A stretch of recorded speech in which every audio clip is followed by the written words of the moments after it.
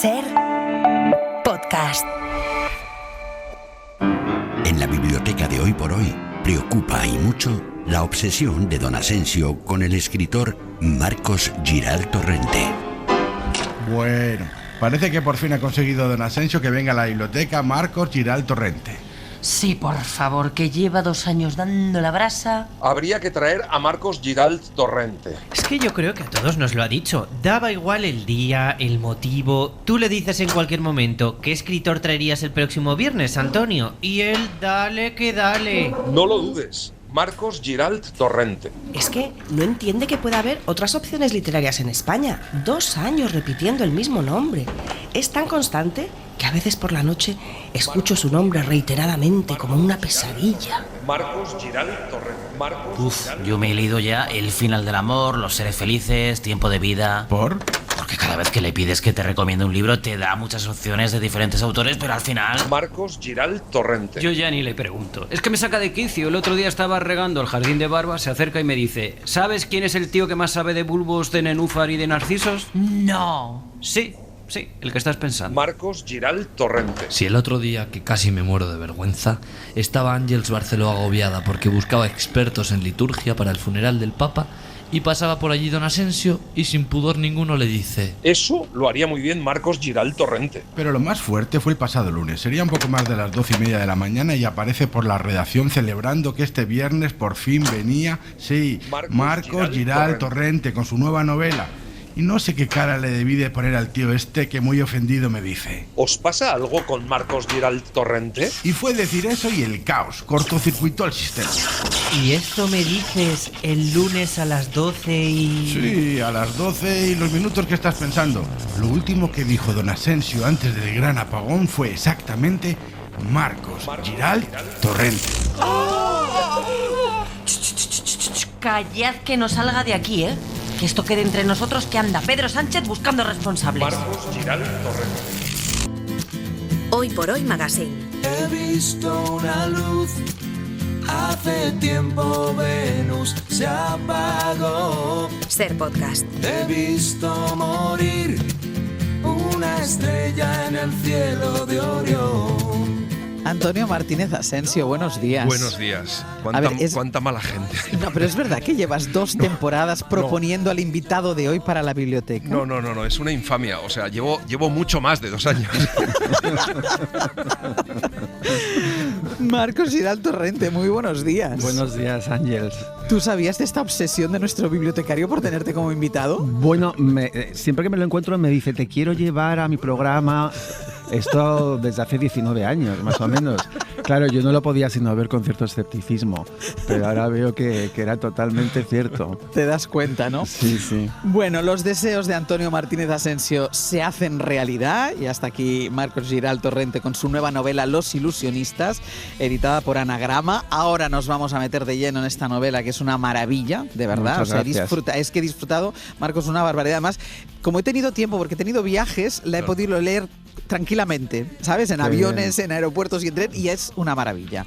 Gracias. Antes de nada, Asensio, vamos, que no sean de Giral Torrente, si puede ser, pero empieza con algunos de los libros que van a entrar en la biblioteca, pues mira, relacionados con la actualidad. Tema de la actualidad. Sobre el tema del apagón, yo he traído 2 libros hoy. Ensayo sobre la ceguera, de José Saramago, que tiene que ver con un apagón en el sentido de que todo el mundo deja de ver y todo el mundo vive en la oscuridad. Esta novela apocalíptica e imprescindible de Ensayo sobre la ceguera, que también termina en un apagón real, pero yo creo que es el primer libro que a mí me ha venido a la cabeza.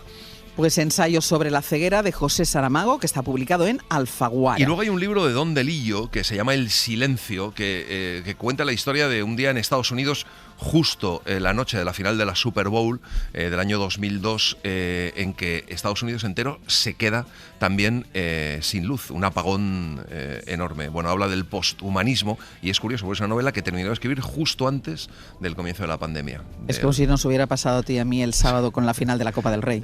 Bueno, imagínate, qué drama, madre mía.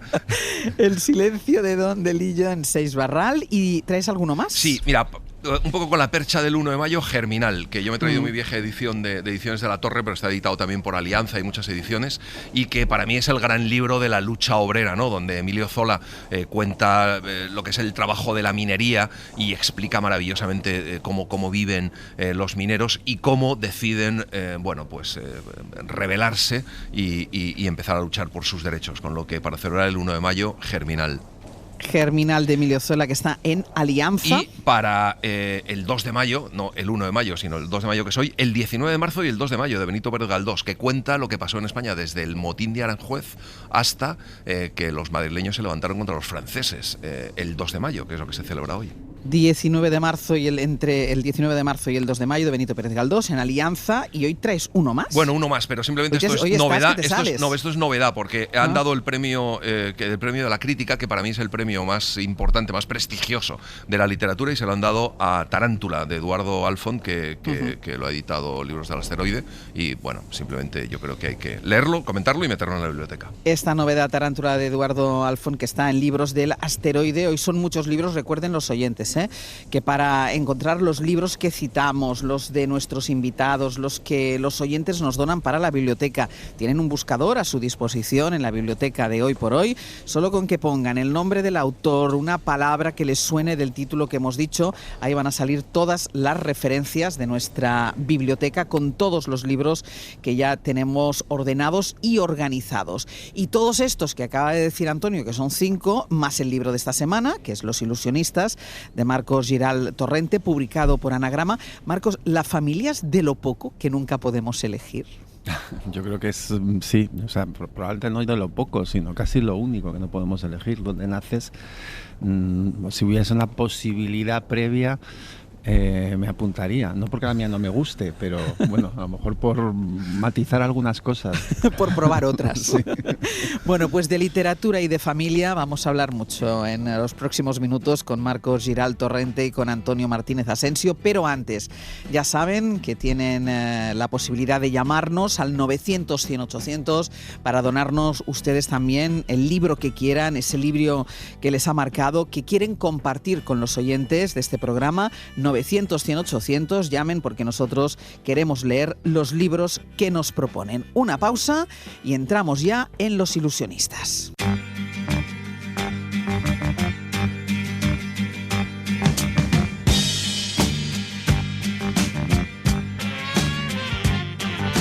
Hoy en mi ventana brilla el sol. La familia es el territorio de la memoria, memoria de sí misma y del mundo que la contiene, memoria en construcción y no siempre fiable, donde el amor y el conflicto confluyen. Dejarla totalmente de lado no es posible, vuelve en los sueños y en las pesadillas, nos proporciona los primeros rudimentos para descifrar la realidad, nos forma y deforma y, a poco que la escrutemos, nos confronta con el principal problema de la condición humana. ¿Somos realmente libres para trazar nuestro destino? Todas las promesas de mi amor se irán contigo. Como han podido escuchar, la familia, la propia, está muy presente en Los ilusionistas de Marcos Giral Torrente. Estamos ante una novela que es algo así como una disección familiar. Antonio, ¿por qué la has elegido, además de tu casi obsesión, voy a decir, por el autor? ¿Por qué has elegido esta novela como libro de la semana? Pues mira, yo creo que efectivamente es esa radiografía de cada uno de los 4 hijos que tuvo Gonzalo Torrente Ballester con su primera mujer, con Josefina, abuela del autor, pero es muy agradecer que es una novela sin sentimentalismos y sin nostalgia, ¿no? A veces en la primera parte parece casi un informe, ¿no? Y sin embargo es un libro muy emocionante y tiene un último capítulo dedicado a su madre que es extraordinario. A mí me parece que es un libro que está muy, muy bien. Dilo, brutal, ¿no? Brutal. Vale. Marcos, no es la primera vez que tus libros entran en el ámbito familiar, pero ¿tú dirías que esta es la gran novela sobre tu madre? Bueno, mi madre es un personaje fundamental en el libro, pero la novela la trasciende, ¿no? En el sentido de que intento abarcar, así como en Tiempo de vida, mi libro autobiográfico anterior me ceñía a la relación que había tenido con mi padre, y era casi una especie como de novela bizantina, porque se seguía un hilo cronológico, era sencilla de leer, sí, aunque profunda de sentimientos. En esta dibujo toda una familia, ¿no? Con todos sus miembros y las distintas relaciones que se trazan entre ellos, ¿no? Mi madre es un personaje más, yo mismo lo soy, aunque aparezco más elípticamente, pero el tema es la familia en su conjunto. Lo que pasa es que no puedo evitar, evidente, que mi madre pues merece un capítulo especial, digamos, ¿no? ¿La chica de la portada es tu madre? La chica de la portada es mi madre en el año 65 en Sao Paulo.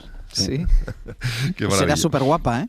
Sí, ella no le gusta nada esa foto porque dice que está muy fea, porque en realidad era una mañana que supongo que se levantó con legañas y mi padre le puso unos pantalones suyos de mi padre y le hizo esas fotos azarosamente, no están ni preparadas ni estaba maquillada para... Y están tus tíos y tu madre, por supuesto, que aparecen con iniciales, ¿no? Como una forma un poco de ocultarles, porque el nombre de tu madre no aparece nunca por ningún lado y tampoco se cita así muy expresamente a tu abuelo, que al final es el gran escritor Gonzalo Torrente Ballester, ¿no? ¿Por un afán un poco de ocultarles o por qué? Por un lado, yo siempre he tenido un problema con los nombres propios, porque me parece, en las novelas también de ficción me sucede, porque me parece que pueden alejar al lector. Lo cuento también en esa especie de prefacio, ¿no? Quiero decir que si un nombre te suena bonito o te remite a alguien que conociste que te cae bien, no hay problema, ¿no? Pero de pronto hay ciertos nombres que pueden ser una barrera con el lector y si yo puedo evitarlos, pues los evito, ¿no? Es más natural poner mi padre, mi hermano, mi no sé qué, ¿no? Y un poco va por ahí. Luego también hay por un condicionante de este libro, que es que para mí es la autopsia de una familia que es la mía. Si mi abuelo hubiese sido corredor de comercio y absolutamente anónimo, pues habría hecho lo mismo, ¿no? Yeah. Entonces, ¿cómo manejas el que, por desgracia, mi familia no sea tan anónima? Ya hay unos personajes bueno, pues que tienen un lugar en la historia de la cultura en España.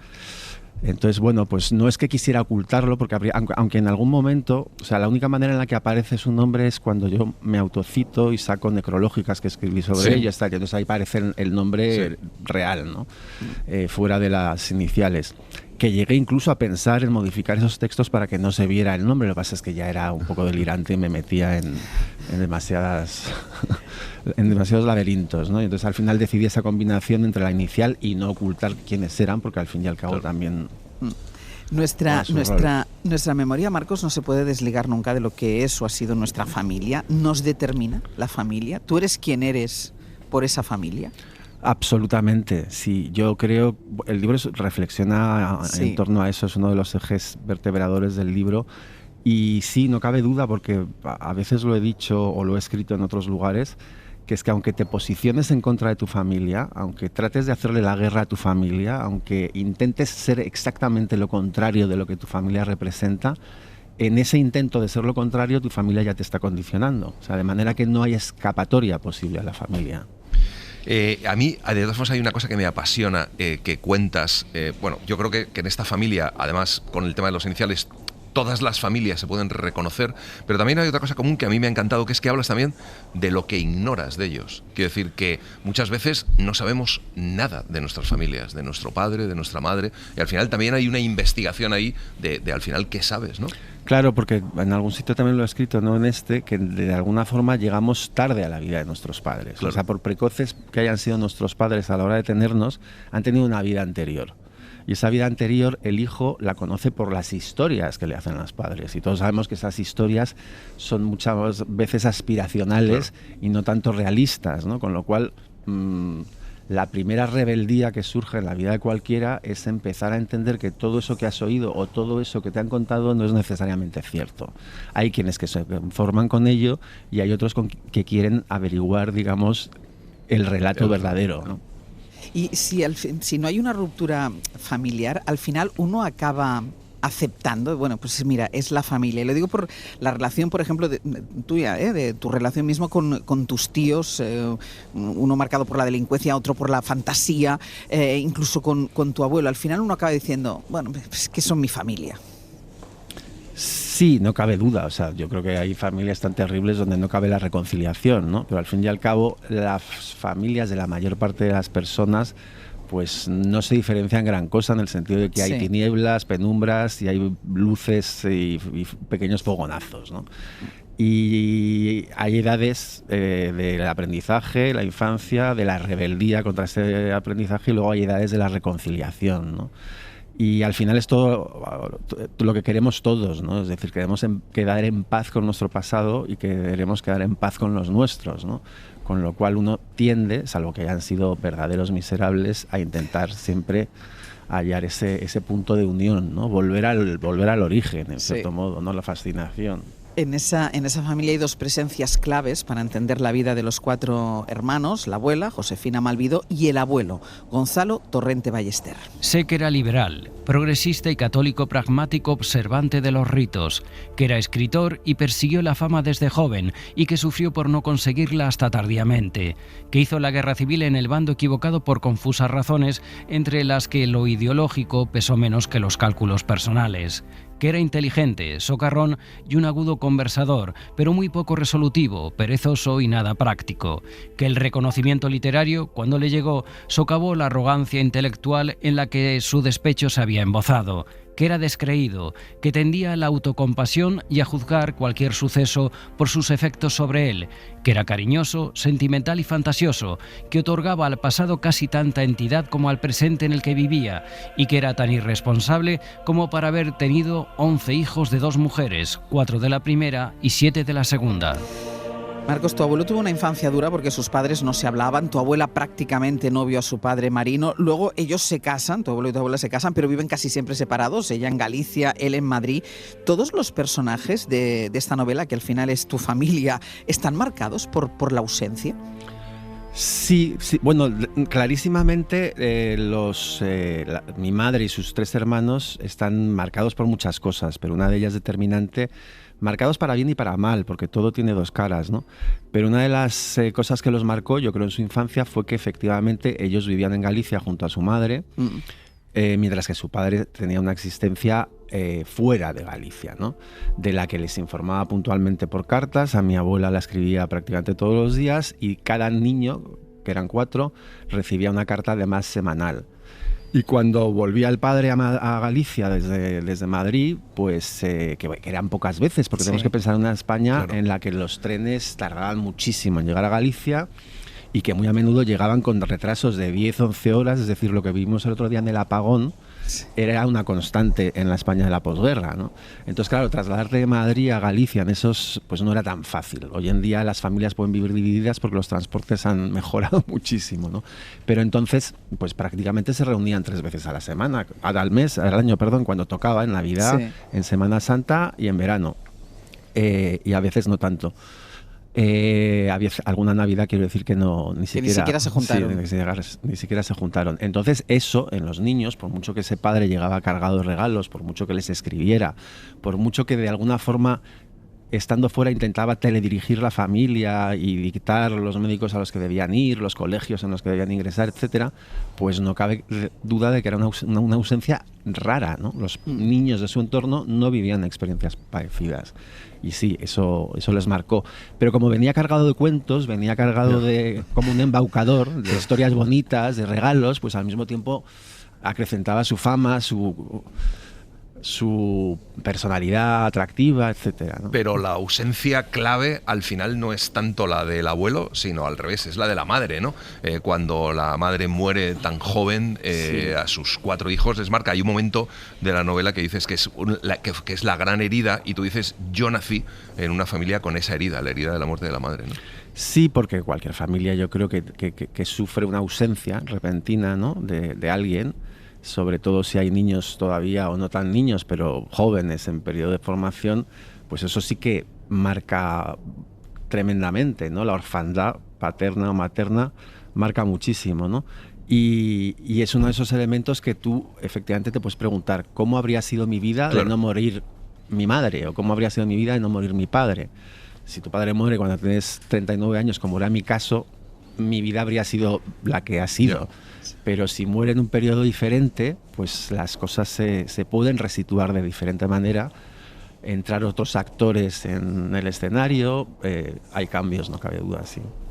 Hay la primera parte de la novela que se centra sobre todo en el intercambio de correspondencia en todo este tiempo que estuvieron separados, que como tú dices fue mucho, porque incluso en algunas navidades lo estuvieron, entre tu abuelo Gonzalo y tu abuela Josefina, y ahí él le hace exigencias en esas cartas, y eso que no son textuales, porque tú lo haces adrede, no quieres que sea la textualidad de la carta, pero bueno, cuentas cómo él le hace a ella exigencias del tipo de cómo tiene que vestirse, cómo tiene que comportarse en público. Luego el interés que manifiesta en verla, sobre todo por poder mantener sexo con ella. ¿A ti la lectura de estas cartas te ha impactado? Me impactó mucho cuando las leí, porque las leí por primera vez recién muerto mi abuelo, no la totalidad, sino un grupo de cartas que teníamos. Luego resulta que había más lotes y que nos fueron llegando cuando se fue solucionando el asunto testamentario de mi abuelo. Me impactó muchísimo, me impactó por descubrir una faceta muy sensual de la relación de ellos, que realmente es omnipresente en las cartas. Es decir, no es solamente que él la requiera a ella sexualmente y lleguen incluso a quedar en Zamora, que está a medio camino de Galicia y de Madrid, para tener un encuentro sexual, sino que ella también se presta a eso. Quiero decir que son dos cuerpos anhelantes que verdaderamente se quieren y se desean. Me impactó por eso.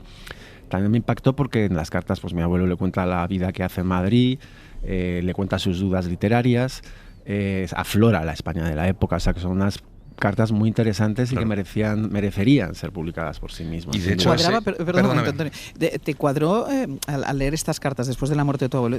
¿Te cuadró con la imagen que tú tenías de él? Y no solo por esta parte sexual que decíamos, sino por esa parte un poco también autoritaria. Sí, pero en definitiva esa parte autoritaria lo que hace es revelar un poco su inseguridad, ¿no? O sea, yo creo que hemos hablado antes del desclasamiento y de...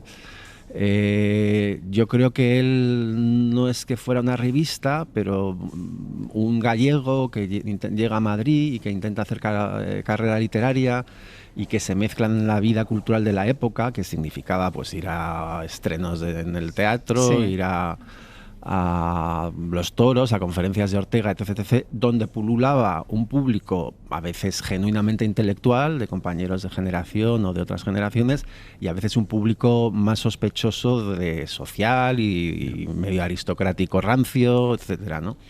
Y en esos comentarios mi abuelo lo que hacía era revelar su inseguridad, ¿no? O sea, él no quería quedar como el provinciano paleto, ¿no? Sí. Y entonces él pudo mestizarse. De hecho, los primeros tiempos en Madrid se transfiguró un poco en dandy, ¿no? Sí. Pero claro, tras vivir mucho él en Madrid, solo, con esa libertad de su soledad, las visitas de Josefina le podían preocupar porque Josefina no estaba tan entrenada, ¿no? para mimetizarse social, con ese ambiente y en esa vida social. Y entonces le dictaba por carta cómo quería que se vistiera y cómo quería que hablara, etcétera. Y luego a Torrente Ballester le recordamos como un gran escritor, pero bueno, es un éxito que le llegó muy tarde, ¿no? Le llegó como novelista muy tarde, sí. Es decir, ya desde los años finales de los 40... es un personaje respetado en el Madrid cultural de la época, pero respetado fundamentalmente porque se gana fama de crítico teatral muy estricto, ¿no? Ejerce la crítica de teatro y luego también tiene una columna en Radio Nacional semanal de actualidad política, de actualidad cultural, y pasa por ser un intelectual, pues eso, serio y con la cabeza inamueblada, culto, pero muy estricto. Pero su obra, sin embargo, no se vende, se desdeña, se puede decir, ¿no? Sí. Y conseguir ser un novelista reconocido, pues no lo consigue hasta muy tarde. O sea, sí, por ejemplo, pues le dan la beca March cuando escribe Los gozos y las sombras, pone muchas esperanzas en el Don Juan, pero pincha. O sea, han sido siempre experiencias, las primeras novelísticas, comercialmente de éxito muy limitado, ¿no? Y eso le amargaba un poco. O sea, yo creo que él desde muy pronto tenía la sensación de que estaba llamado a más. Las infancias son muy importantes, para bien o para mal, y también la infancia de Marcos. Durante la larga época en que mi padre no tuvo una presencia asidua en mi vida, yo buscaba padres postizos con quienes aprender a ser un hombre. Por fortuna, no me faltaban modelos. Mi madre, carismática como era, tenía suficientes amigos que poseían su mismo don. De uno, un escritor exquisito, copié su incisiva manera de bromear. De otro, un diletante, heredé el modo de mover las manos y de acariciarme el mentón. De otro, un dandy, tomé cierta manera de estirar las sílabas para ironizar. Así trataba de fortalecerme a esa edad difícil en que la infancia es un recuerdo que se aleja, pero aún no sabemos comportarnos como adultos. Y luego está, Marcos, el episodio de la herencia, que hubo el problema que hubo entre las dos familias de Gonzalo Torrente Ballester. No vamos a entrar en eso, pero en ese momento salen todos los problemas del pasado, porque leyéndolo da la sensación de que ese momento aparentemente material, uno podría pensar, mira qué materialistas son, ¿no? Detrás del dinero, yo creo que hay mucho de sentimiento. Totalmente, sí. O sea, a veces el dinero no hace... Quiero decir, a veces las peleas en torno al dinero ocultan otros tipos de dinero, ¿no? Otros tipos de problemas. Y bueno, cuando ese asunto surge en las familias es terrible, porque se producen batallas campales muy considerables que vienen cargadas efectivamente por una carga mucho más remota, más larga, ¿no? Todo eso que ha estado larvado, que se ha ido percibiendo, pero acerca de lo que se ha querido callar, que se ha preferido guardar por la convivencia, o que eran intuiciones pero no certezas. De pronto, si resulta que en algo como una herencia un grupo se siente discriminado o maltratado, pues claro, carga las armas no solamente con ese hecho de su discriminación en el asunto económico, sino que la carga con todo, va por todas, ¿no? Y los otros igual. Claro. Hay un momento que dices en el libro, el pasado se deshace al alejarse, se embellece o se afea, que eso también tiene que ver con la idea de haber idealizado a lo mejor al padre y luego a través de cosas como estas, pues de repente darte cuenta de la realidad, ¿no? Eso sin duda, pero también somos una cadena de eslabones que es inevitable que vivamos en los más cercanos a allí donde estamos instalados. Entonces, cuando eres niño, pequeño, tus eslabones son solamente tus padres, tus abuelos, y si te han contado de ellos, tus bisabuelos. Cuando ya tú mismo te conviertes en padre y empiezas a avanzar por la vida a tus 40, a tus 50 y demás, los eslabones importantes son los de tu hijo, y piensas en el futuro y tu pensamiento se transforma en más esperanzado y en querer mejorar y romper con lo... Estás menos condicionado, sí, ¿no? Marcos dice en la novela, como varón, has tenido la suerte de crecer en estrecha intimidad con una mujer, y estas son las razones por las que a Marcos Giralt Torrente le gusta su madre. Me gusta mi madre, su ligereza, su brillo, su buen humor, el efecto que causa en los otros, su capacidad para detectar el detalle discordante, descontextualizarlo y alcanzar cimas inesperadas. A los engreídos, a los fatuos, a los petulantes, a los petimetres los despacha rápido en cuanto identifica la costumbre, el alfiler de corbata o el defecto de carácter reveladores de su condición. A veces el menosprecio responde a una ofensa previa, un vecino mal encarado, alguien a quien tenga enfilado, pero incluso en esos casos, lo normal es que su chanza sea ligera, alegre, risueña. Mi madre no es ácida, tiene una mirada aguda, pero salvo excepciones, no se regodea. Eso lo hacen quienes se saben derrotados, y ella no es derrotista. Es optimista y generosa, nunca duda de que saldrá pronto el sol, ni aunque los días de tormenta se acumulen. Hoy por Hoy Magazine.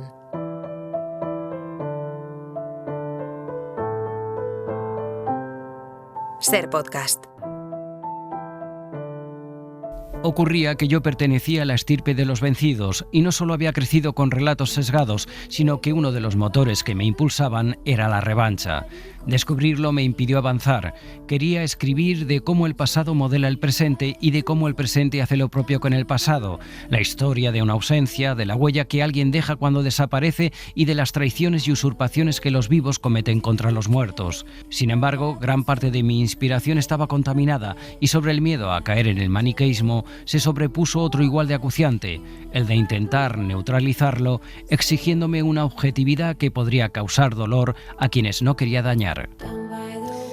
Yo pertenecía a la estirpe de los vencidos. Marcos Giralt Torrente, en este fragmento casi final del libro Los ilusionistas, vuelve al dolor de la primera familia de Gonzalo Torrente Ballester, la de su madre y sus tíos, la que más sufrió de sus ausencias, la última, la herencia más sentimental. Marcos, ¿el tiempo cura heridas o el dolor que heredas de los tuyos, de la familia, mantiene viva la llama de la revancha?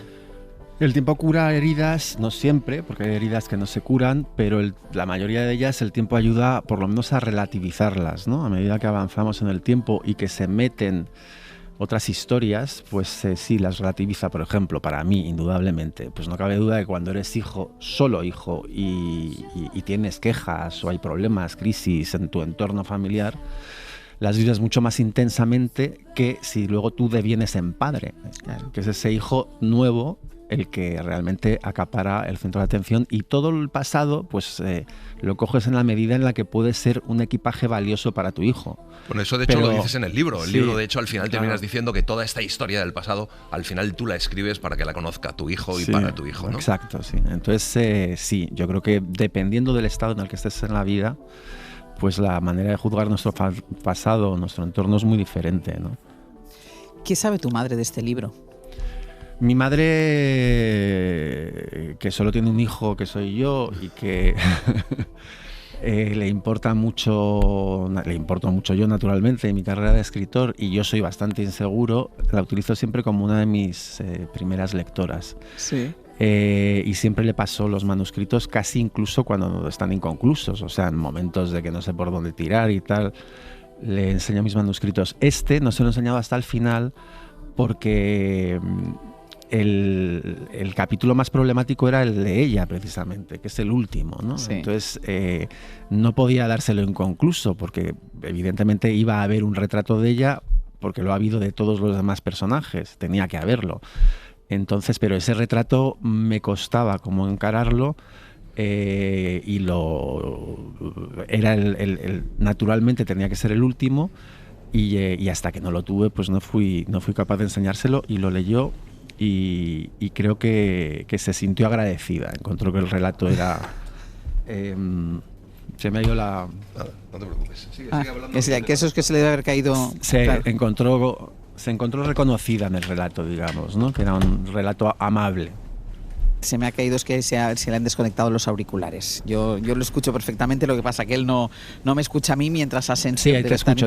Ahora ya está, vale. Qué torpeza. No, es que tu pregunta me ha puesto un poco nervioso, claro, porque además mi madre ahora está en el hospital, que se rompió el otro día la cabeza, pero está bien, y está escuchándome, ¿no? Y entonces me pregunta si me pongo nervioso y desenchufo todo. Y ahora resulta que cuando yo te he preguntado por tu madre ha sido justo el momento en el que te has puesto nervioso. Exacto. Mira, vamos a dejar los nervios un momento aparte, porque además de quedarnos nosotros ya con Los ilusionistas de Marcos Giral Torrente para nuestra biblioteca, los invitados siempre tienen que donarnos un par de libros también para que acompañen al suyo propio. Marcos, los dos libros que tú nos donas, ¿cuáles son? ¿El primero? Bueno, cuando Antonio me contó que tenía que elegir dos libros, me pareció natural elegir libros que tenían relación con el mío y en los que yo pensé de alguna forma cuando estaba escribiendo. El primero de ellos es Flores en la nieve de Gregor von Retzori. Gregor von Retzori es un escritor de lengua alemana que nació en los arrabales, digamos en la periferia del antiguo imperio austrohúngaro, en Rumanía, cuando el imperio austrohúngaro estaba ya extinto prácticamente. Él nació en 1904 y creo que el imperio desapareció 10 años después. Y tuvo una existencia de apátrida, habitante de un país que luego fue Rumanía, donde la lengua oficial era el rumano y no el alemán. Terminó viviendo vivió en Berlín. Hay un libro muy conocido que no es de mis preferidos, que se llama Memorias de un antisemita, sobre su experiencia berlinesa, y el devenir de su vida le acabó llevando a Italia, donde acabó viviendo con una galerista entonces muy célebre y aristócrata que se llamaba Beatrice Corte della Monte, que tenía una galería muy sofisticada de arte en Milán. Y entonces este libro es un poco un libro de memorias infantiles que está estructurado sobre 4 personajes que fueron importantes en su infancia. Es un libro muy crepuscular, como todos los libros que son sobre el imperio austrohúngaro. Estos personajes, que son su madre, su padre, su hermana y una vieja tata, pues él los trata en retratos como de 40 páginas cada uno, más o menos, y los trata individualizadamente, pero te remiten a eso, al crepúsculo del Imperio Austrohúngaro. Es un libro fantástico, probablemente mi preferido de los de von Renzori. Flores en la nieve, primer libro que nos dona Marcos, Flores en la nieve, de Grigori von Renzori, que está en Anagrama. ¿Y otro? Y luego Los extraños, de Vicente Valero, que es un libro muchísimo más reciente. Vicente Valero es un escritor de mi generación, yo creo. No sé si es un poco mayor o un poco menor que yo. Un escritor muy exquisito. Y en este libro trata sobre personajes también de su familia. No personajes muy directos, no son hermanos ni primos, pero son personajes sobre los que él... Todas las familias tienen como cuentos, y en esos cuentos a menudo aparecen personajes un poco extraños o extravagantes o excéntricos que, digamos, se salen del mapa familiar, ¿no? Y estos extraños de Vicente Valero tienen esa condición, ¿no? Son extraños dentro de su entorno, y él los trata también, hace retratos de cada uno de ellos. Lo que pasa es que ahí sí se va tejiendo como una historia, que es la historia de la propia familia Valero. Valero tiene además una condición que lo singulariza, que es ibicenco, es un isleño, y eso también es importante a la hora de elegir las islas. Suelen ser sociedades muy cerradas, donde aquel que destaca es probablemente más señalado o más sospechoso, mirado con más suspicacia que en otros lugares. Y estos personajes familiares de Valero, que son periféricos dentro de la familia, pues esa condición de extraños los lleva también a salir de la isla, ¿no? O sea, y que su leyenda pues se frague fuera de la isla, y al Valero niño, al Valero joven, pues le llegue por medio de historias, ¿no? Y pues es un libro muy notable también. Los extraños de Vicente Valero, que está en Periférica, los dos libros que nos dona Marcos Giral Torrente. Vamos con las novedades que también van a entrar hoy en nuestra biblioteca. Hoy el empleado es el empleado suplente. Sí, estoy de interino. Estás de interino. Venga, pues novedades. Vamos con dos. Una es Locas, volumen 1 de Jaime Hernández, editado por La Cúpula. El extracto de la historia tiene que ver con los 80, con un personaje que se llama Maggie Chascarrillo, una joven mexicano-americana que conecta con el punk de la época, como revulsivo además al rock musto y anquilosado de los 80, para vivir desde la anarquía, la vitalidad y el idealismo de toda la movida hardcore de aquella época, conociendo a un segundo personaje que es Huppie Grass, otra punky antiautoritaria, y entre ellas va a establecerse una relación temperamental y tumultuosa que recorre todo el relato. Este es el argumento, pero es que es delicioso. Es una novela gráfica de este Jaime Hernández, que es el hermano de Beto Hernández, que es otro monstruo de la novela gráfica, es el autor de Palomar, un tipo que nació en California en 1959, de ascendencia mexicana, y es absolutamente delicioso este libro de novela gráfica. Locas, volumen 1 de Jaime Hernández, que está editado por La Cúpula. ¿Y hay alguna otra novedad? Sí, es en libros Zorro Rojo, se titula En el bosque de Ana María Matute, con ilustraciones de Elena Odriozola. El bosque era el lugar en el que me gustaba escapar en mi niñez y en mi adolescencia. Aquel era mi lugar. Ese es el inicio de este singular relato, que es un texto de fabulación y poesía extraído precisamente del discurso que la escritora catalana pronunció en 1996 con motivo de su ingreso en la Real Academia Española de la Lengua. Y este libro tiene una cosa extraordinaria, o lo más extraordinario de este libro es la edición de Libros del Zorro Rojo. Es una cajita maravillosa que se abre, y en un lado hay unas cartas enormes que ilustran lo que nos cuentan en ese pequeño relato que viene como en una separata independiente, que es en una letra gordísima, que es este discurso, ese trozo del discurso de Ana María Matute. Es un libro maravilloso para regalar, preciosamente editado, y que yo creo que todo el mundo tiene que echarle una ojeada. En el bosque, de Ana María Matute, libros Zorro Rojo. Vamos con los oyentes, a ver cuáles son las donaciones de esta mañana de puente para muchos. Aitor desde Bilbao, muy buenos días. Muy buenos días, Ángeles. A ver, Aitor, Bueno, ¿qué libro nos donas tú? Pues hoy la cosa va de bandoleros y asaltantes de caminos. Yo os quería hablar de un libro que es el segundo más leído de todos los tiempos en Ecuador, Polvo y ceniza, de Eliezer Cárdenas. Y me preguntaba tu compañera, que no existen aquí ediciones en España. Digo, por supuesto, salvo que vayáis a Alfaguara en el año 2009, uno de los tomos dedicados a este compendio. Ah, vale. Y narra la vida y muerte de Nahum Briones, que es el Robin Hood ecuatoriano, pues como lo ha sido en Aragón Mariano Gavín Suñén, el Cucaracha, ¿verdad? Ese que habitaba Polos Monegros con el trabuco al hombro. Y es muy bonito, muy bonito. Yo lo recomiendo, va en la línea de Antonio Cornal de Árida, ¿eh? Es en España, si le conocéis. Pues Polvo y ceniza, de Eliezer Cárdenas. ¿Conocías tú, Antonio? No lo conocía, la verdad, esta obra, pero notable, Pues hay que buscarla. Hay que buscarla y es la que nos quedamos nosotros para nuestra biblioteca. Aitor, gracias. A ti. Y Paqui, desde Alcalá, muy buenos días. Buenos días, Ángel. ¡Ay, qué ilusión! ¡Qué alegría! ¡Qué bien escucharte aquí en voz al teléfono! A ver, Paqui, bueno, muy cuéntanos. emocionada. Primera Cuéntanos. vez que participo en esto. Cuéntanos. Paul Auster, El Palacio de la Luna, me ha impresionado muchísimo y si tengo que resumir algo me quedo con lo que pone por detrás, que me parece un resumen. Es un magnífico retrato del alma secreta del hombre urbano. Es una novela que no puedes parar de leerla en cuanto que, seguro que tú la has leído, Sí. en cuanto que empiezas a ¿Y leer... la has leído hace mucho o hace poco? No, la he releído hace poco. La he releído porque el libro lo tengo comprado, ahora no trabajo, y lo tengo comprado de otro tiempo donde me compraba cosas para cuando tuviera tiempo, ¿no? Pero luego la vida es tan... Aquello que cuando tienes tiempo ya estás viejo, torpe, ya los que... Una odisea. Y seguro que además en la relectura con tiempo se descubren cosas que en la primera lectura no se habían descubierto. Claro. Completamente.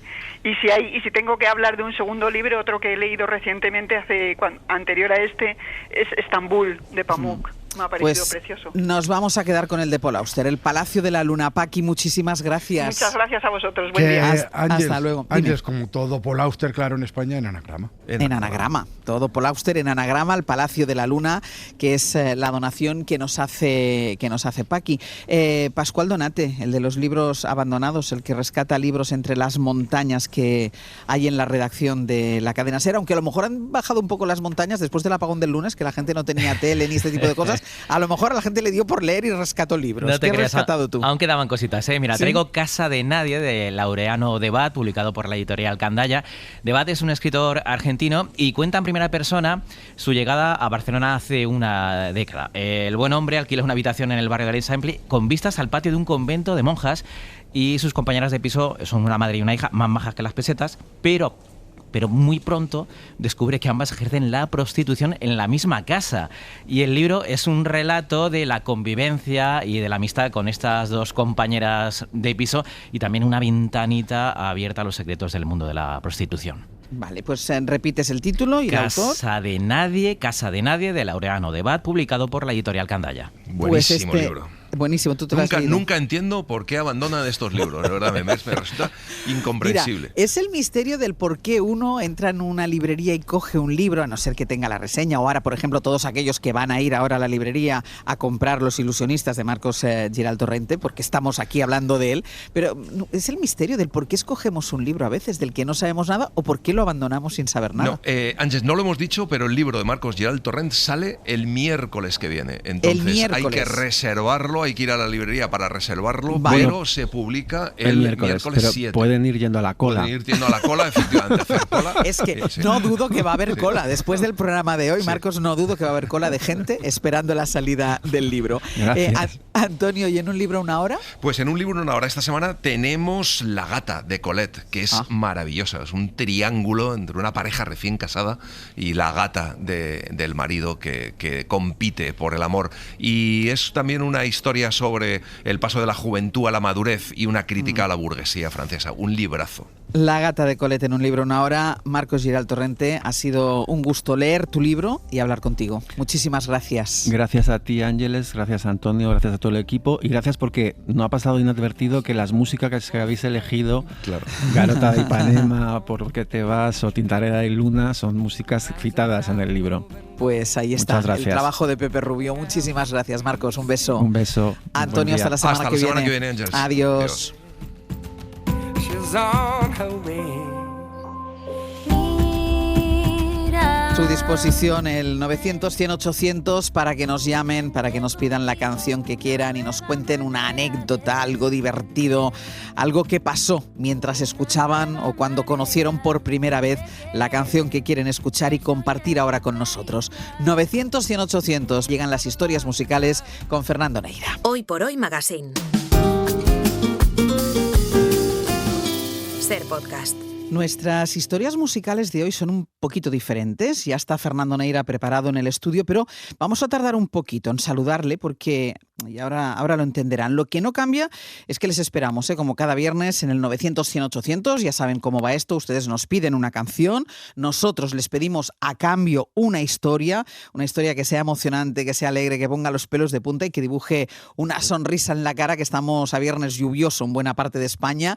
900-100-800. Y les decía que tenemos una sección diferente porque hoy queremos hacer un homenaje especial. El pasado 14 de abril se cumplieron 50 años del estreno del Patio, del emblemático álbum debut de Triana, y para celebrarlo se ha publicado una reedición de ese LP supervisado por el único miembro vivo del grupo, Eduardo Rodríguez Rodway, y nuestro compañero Severino Donate ha estado en su casa y ha podido hablar con él. Esto es la primera guitarra española esta, que es una eléctrica, la primera que se fabricaban en Valencia, precisamente. La casa de Eduardo Rodríguez Rodway está en los Caños de Meca, Cádiz, entre los Pinares de la Breña y el Cabo de Trafalgar. Era del cantante. El techado del porche es de madera. Las paredes están decoradas con fotografías familiares, macetas, espejos. El porche da una pradera de césped salpicada de cipreses, yucas, un ave del paraíso gigante y una palmera. Y mira el carnero. Rita, la perra, viene y va hacia la puerta cuando escucha ruidos. Esto lo tienen muchos músicos. Sobre la mesa en torno a la que charlamos hay unos vasos de cerveza, el último recopilatorio discográfico, Eternos Triana, y un ejemplar de A través del aire, que Eduardo ha escrito junto a Pablo Selma, que también nos acompañará durante las horas que compartamos hablando de música. Venga, dale ahí. Sí, ya estoy grabando. Ah, que ya estás grabando. Sí. Bueno, pues... A finales de la década de los 60 y con apenas 22 años, Eduardo Rodríguez Rodway ya triunfa con Los Payos. Bueno, era una música más comercial. Viajamos por el mundo, fue un éxito internacional, María Isabel. Durante esa etapa coincide en el escenario con el batería Juan José Palacios Tele, contratado ocasionalmente para acompañar a Los Payos en algunas galas. Y también conoce a Jesús de la Rosa. Porque estando con Los Payos, con Íñigo, se María Íñigo. Fue durante la grabación de un programa para Televisión Española en Sevilla. Antes de salir a escena se le acercó un chaval. Y se me presenta y era Jesús de la Rosa.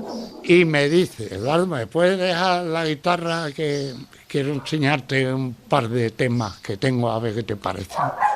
Empezó a cantar. Digo, hostia, este tío es buenísimo. Eduardo le dijo a Jesús que si algún día iba a Madrid, hiciera por verlo.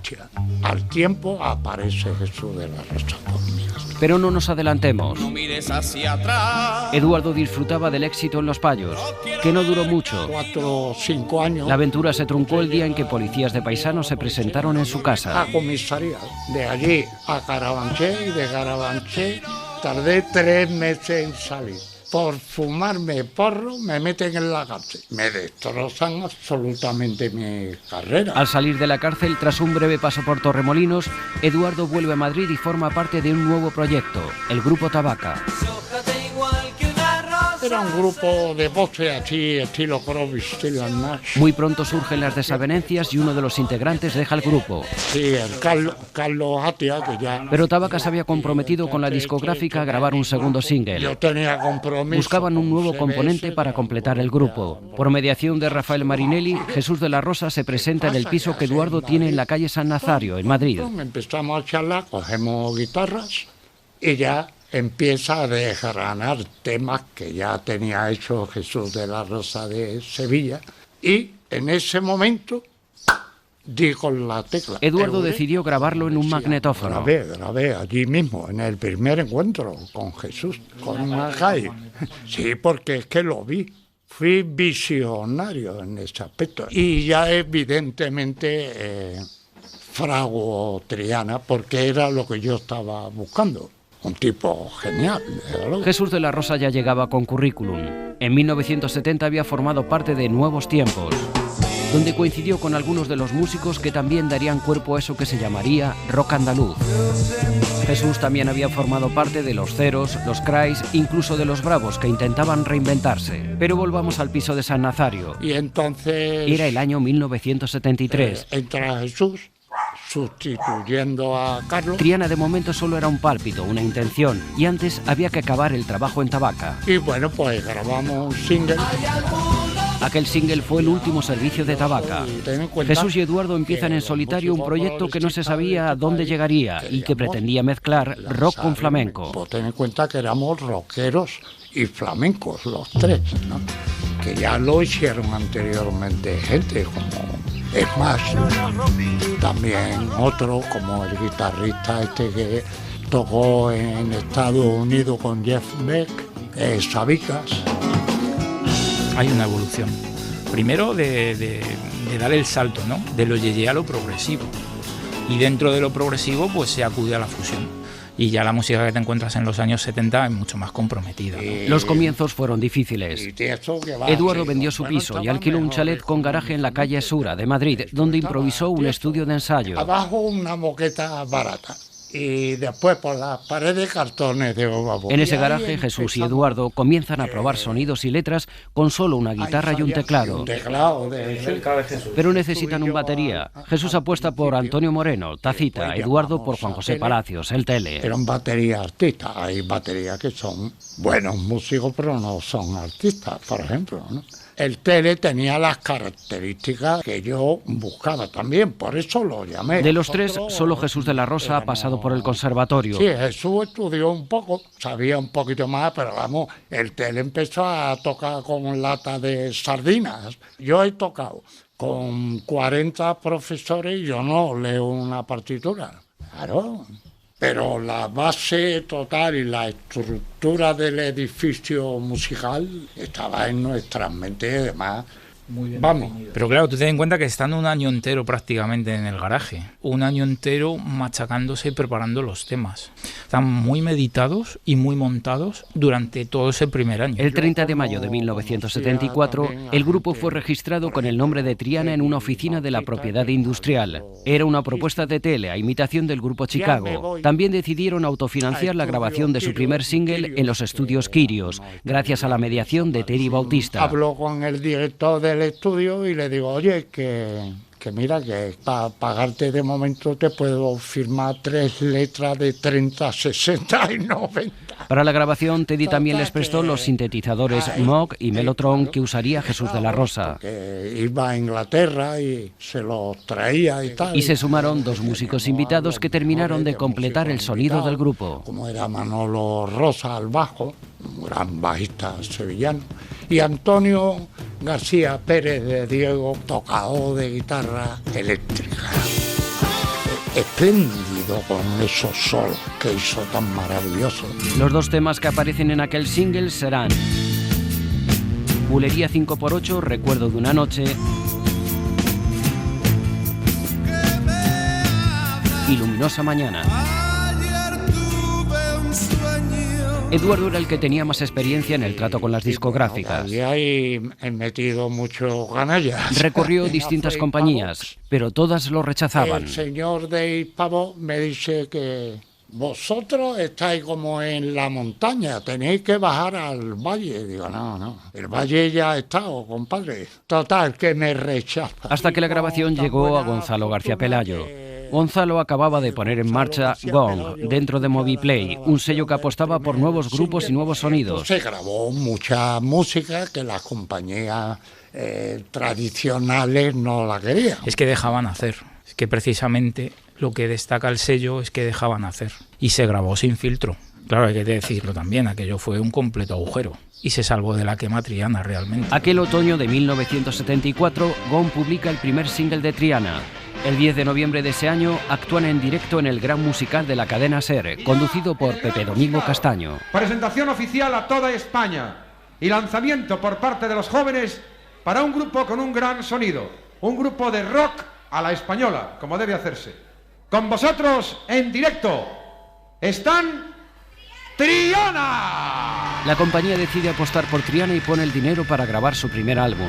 La verdad es que nos lo pasamos grabando acojonantemente bien, ¿no? Y escuchar la obra una vez hecha, ¡pah! Eso te infla. El recibimiento no fue el esperado. Costó mucho porque, claro, hubo negacionismo por parte de la prensa. La primera liquidación con la compañía fue desoladora. Habían vendido 19 discos. 19 o 20 en la primera liquidación. Digo, joder, esta gente cuando se van a enterar, decíamos nosotros. Y me dice Jesús, se van a enterar dentro de 40 años, ya verás, hostia. Triana publicaría otros 5 álbumes de estudio. El último llegó el día, en 1983.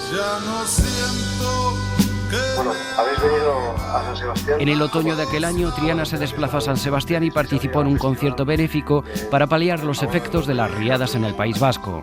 Grabación de Euskal Telebista. Preguntaron si podíamos venir y tal, y nosotros hemos encantado De regreso a Madrid, Jesús de la Rosa sufrió un accidente en carretera. Murió un día después, el 14 de octubre de 1983. Bueno, fue un golpe muy duro en mi vida. Cogí una depresión fuerte. Solamente me salvó mi familia y la música. Hice 2 discos compuestos, escrito, dirigido, cantado, producido, y entendí que había terminado mi tiempo en la música. Quería ser un hombre nuevo y feliz. Y entonces en ese momento me vine a Cádiz, aquí a Los Caños de Meca, en el cual me siento muy feliz y encontré mi sitio para dejar mi hueso en esta tierra magnífica.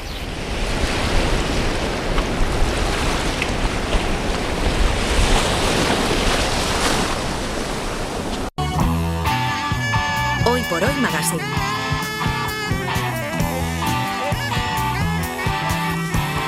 Ser podcast.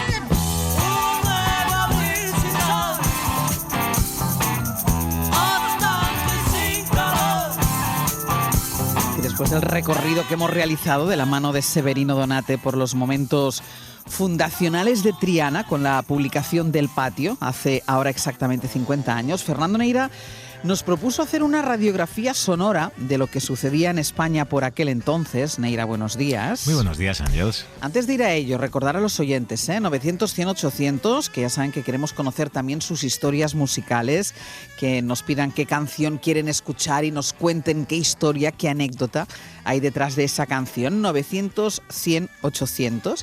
Y ahora vamos, Neira, a lo que tú propones, claro, que es hacer un repaso de lo que sonaba en este país hace justo medio siglo, mientras los 3 integrantes de Triana grababan y publicaban aquel primer álbum que sería absolutamente decisivo. A ver, es que 1975 es un año en el que pasaron cositas en este país. Fue un año, desde luego... Pues sí, bastante. En el 75 bastante. Sí, bastante. Nos estábamos a punto de quitar una importante y pesada losa de encima. Era un momento de efervescencia creativa, desde luego un hervidero cultural. Y Triana, por lo pronto, no estaban solos en lo suyo, porque también en Sevilla surgió un quinteto más efímero, también muy osado, innovador, y que supo bucear en esas intersecciones, digamos, entre lo musical andaluz y los sonidos eléctricos de la modernidad. Nos legaron un solo disco, pero ese disco aparece siempre en todas las clasificaciones con lo mejor de la historia de nuestra música. Se llamaban Goma.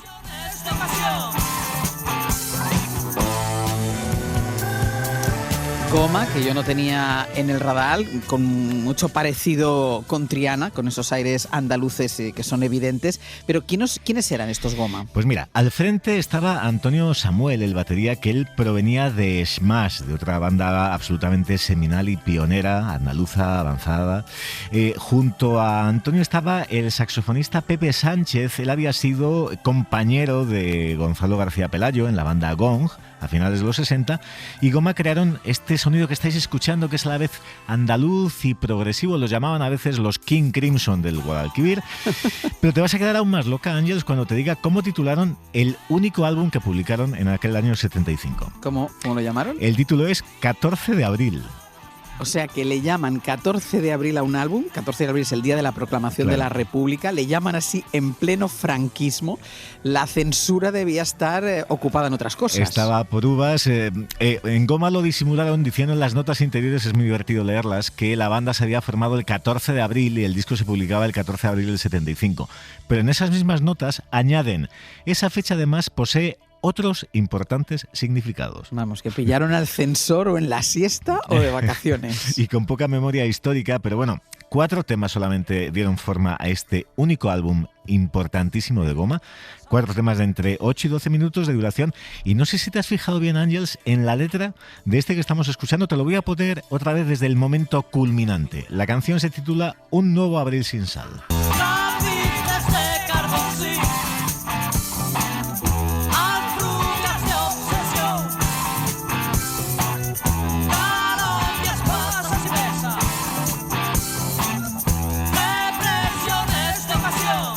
Podría tirarme el pisto, pero no entiendo nada de lo que están diciendo. O sea, sí que les entiendo, pero no sé el significado. Sí, ¿verdad? Bueno, yo tengo la transcripción y abro comillas. Trapices de carboncí, alfrubias de obsesión, galombrias, pasas y pesas, represiones de ocasión. ¿Y eso en qué idioma está escrito? Bueno, pues estas son las cosas de Pepe Lagares, el bajista y letrista, que decidió, como dentro de esta onda esotérica, el mezclar palabras auténticas y palabras inventadas. Pero bueno, estas son las cosas que podían suceder en el año 75, ya te decía, estallido de creatividad por todas partes. De hecho, hay otros 2 discos nacionales que aparecen en todas las clasificaciones. Sé que te van a emocionar porque sé que los conoces al detalle, esos 2 discos importantísimos del 75.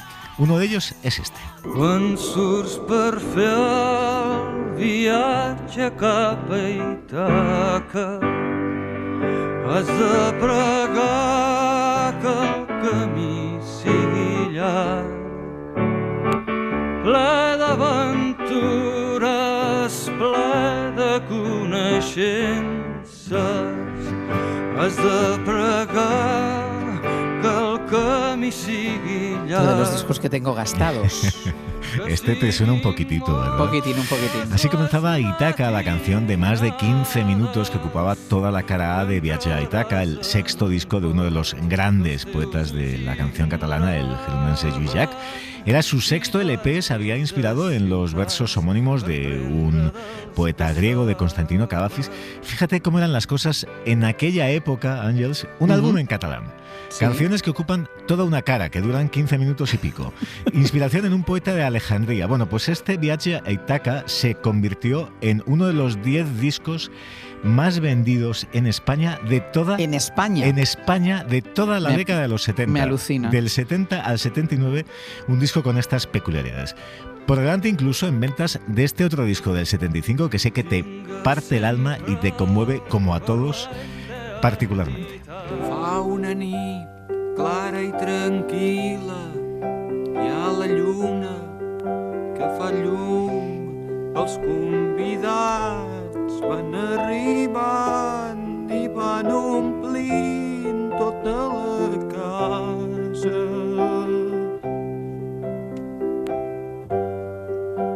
de colors i de perfums. Bueno, es que no voy a decir nada, porque tú sabes ya lo que pienso yo con esta canción. Más maravillosas de la historia de la música. No se puede cantar ni contar mejor. Oh. Para los que tenemos todavía que aprender un poquito más de catalán. Pasad de las tristezas haremos humo. Mi casa es vuestra casa, si es que las casas son de alguien. Aunque solamente fuera por disfrutar de esto, desde luego merece la pena aprender bien el idioma. Jaume Sisa, el cantautor galáctico, ya en el 70 había formado música dispersa, en el 71 su disco en solitario Orgía. Declaraciones que nos hizo en el año 2006 a mi paisano Tito Lesende y un servidor para el libro 201 discos para engancharse al pop español. Fijaos lo que contaba. Sisa por entonces, Sisa. Por entonces nadie me hacía ni puto caso, decía Sisa. Vamos, que no me comía un colín. Me pasé 2 años enseñando la maqueta y las discográficas la desecharon o ni la oyeron. Hasta que a finales del 74 conseguimos medio engañar al director de Edixa y mientras tanto tuve que ganarme la vida como camarero, vendedor, frutero u oficinista.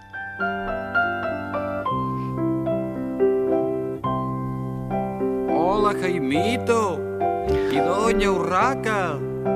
Es una maravilla esa cosecha del 75, que yo no era consciente de que coincidían en el año estos discos, pero también entiendo que no toda la música que triunfaba, que me alucina que triunfaran, que también habla mucho del momento en el que estábamos. Exactamente. Que toda la música que triunfaba comercialmente en el 75 era igual de, digamos, refinada.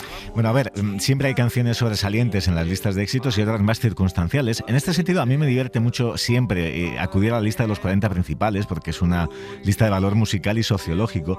La canción que más semanas pasó en este país en el número 1, 6 semanas, la vas a identificar al instante. La canción, y ya no te digo el intérprete, tenía nombre de mujer, aunque hay sorpresa, porque la canción al principio no era con el nombre con el que luego la hemos conocido. Mujer, tú naciste para querer, has luchado por volver a tu tierra y a tu gente, has vuelto María. A ver, ¿cómo que María? ¿Cómo que María? Se equivoca, ¿no? ¿Melina no se llamó siempre Melina? No, nació como María, no lo supimos con exactitud hasta 2022, cuando en una caja de 4 CDs Camilo Forever aparecen varias grabaciones muy poco conocidas, como en este caso absolutamente inéditas. Entonces, pues bueno, lo que sucedió es que en Ariola, cuando estaba grabando esta canción, le dijeron: hombre, Camilo, lo de María es un poco genérico, dale una vuelta, y así decidió in extremis bautizarla como Melina. Y le llamó Melina por Melina Mercury, la cantante y actriz griega, que era, que era famosísima entonces. Exacto, es famosísima y luego además fue ministra de Cultura. Sí, es la hipótesis que siempre se ha manejado. Además, pues acentúa el contenido griego con un sirtaki en la versión definitiva. Pero bueno, esta canción, Ángels, se volvió tan popular que también se volvió internacional.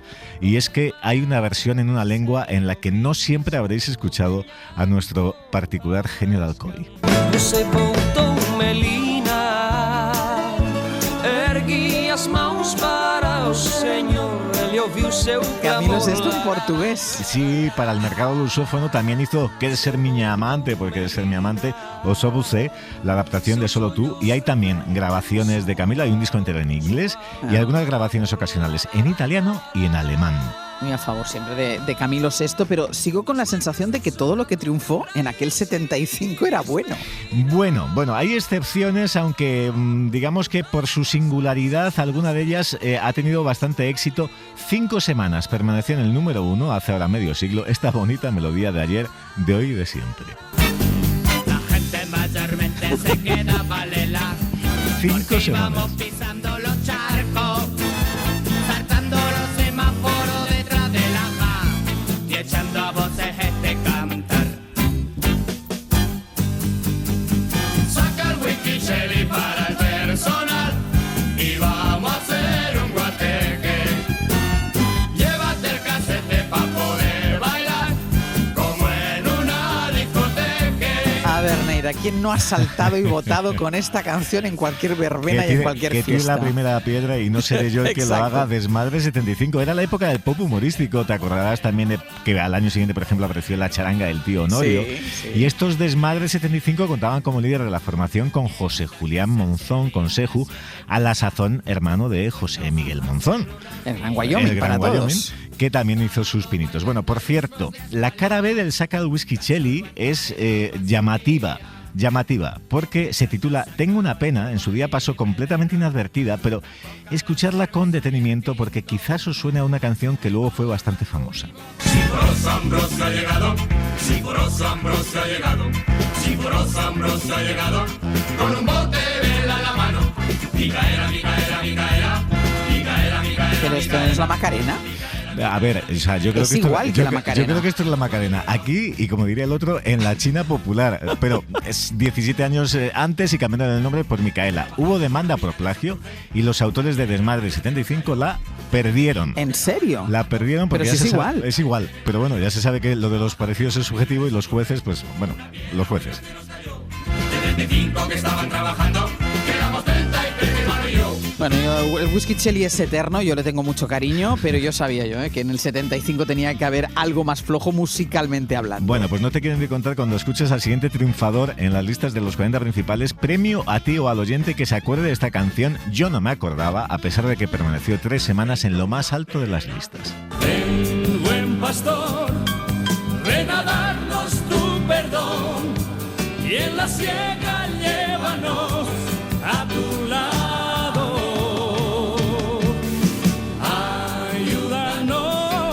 estuvo arriba de todo en las Sí, listas ¿tú de te éxitos. acordabas? No. No, pues esto es una autodefensa del Mira que sistema. lamentablemente tengo mucha memoria para canciones que quisiera haber olvidado. Claro, pues esta hemos hecho bien en olvidarla. Seguramente el caballero se llamaba Tony Artis, era un sucesor de Nino Bravo, que había fallecido un año antes. De hecho, se especializó en cantar versiones de Nino, pero entre medias le compusieron esta especie de oración gospel a la levantina. Se titulaba Ven otra vez, y yo imagino que sonaría bastante, pues no sé, en las catequesis, porque tiene ese tonillo, ¿verdad? Sí, tiene el tono de como de misa. Sí. Podemos olvidarnos de esta Yo creo canción, que sí. hacer ver que esto no ha pasado, que no lo has puesto, que no lo hemos pinchado. ¿Cuál fue el álbum que más se vendió aquel año en nuestro país? Cosa curiosísima, porque fue un año publicado en el año 71. Es decir, que 4 años más tarde el álbum más vendido es un álbum viejo, pero es la banda sonora de Jesus Christ Superstar, porque en el 75 apareció la versión española de Jesucristo Superstar, que sabéis que fue un auténtico escándalo en todas las acepciones. Se estrenó en el Alcalá Palace de Madrid el 6 de noviembre del 75. Allí estaba el Getsemaní, la interpretación vocal inolvidable de Camilo VI, pero ahí estaba también este otro momento fascinante protagonizado por Judas Iscariote, es decir, por Teddy Bautista, la canción de Judas. Jesús, si empiezas a creer lo que dicen de ti, ya crees de verdad en tu divinidad. Todas tus ideas de nada servirán. La de cosas que le ha dado tiempo a hacer a Teddy Bautista. Sí. Oye, muy interesante tu recorrido por 1975, ¿Ah, que centrado sí? en el caso español, aunque seguro que también hay joyas internacionales a nivel internacional que deberíamos haber escuchado. Nos había dado para muchas horas, porque fíjate, el año del We You Were Here de Pink Floyd, Born to Run de Bruce Springsteen, Horses de Patti Smith, Tonight's the Night de Neil Young, Madonna de Michael Field, y así, pues ya te digo, para otro programa. Pero bueno, por elegir uno, como el UNCAD publicó hace poco un número especial con los 500 mejores álbumes de los 70, el número 4 lo ocupaba un disco del 75, una obra maestra inmortal de un firmante inconmensurable, seguramente el disco de desamor más importante de todos los tiempos, Blood on the Tracks de Bob Dylan. Our conversation was short and sweet. It nearly swept me off of my feet, and I'm back in the rain. Oh, you were wrong, darling. Escuchad, tuvimos una conversación dulce y breve y me quedé embelesado. Ahora vuelvo a la intemperie mientras tú estás a cubierto. De algún modo lo lograste, ya no eres una niña. You're a big girl now, Bob Dylan, año 1975. Los premios Nobel de Literatura casi nunca son por casualidad. El de Dylan no lo fue. Neira, cerramos, si te parece, este capítulo histórico dedicado al año 1975 y seguimos en unos minutos con historias musicales, con las historias de los oyentes.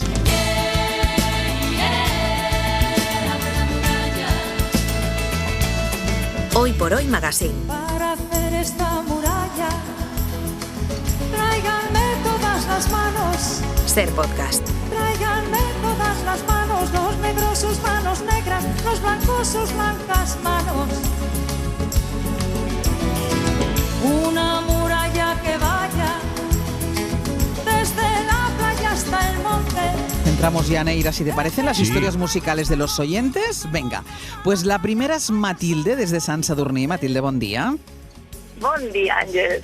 ¿Qué tal? Porque tú nos pides esta canción de La Muralla interpretada por Ana Belén, canción de Víctor Manuel. ¿Por qué nos pides esta canción?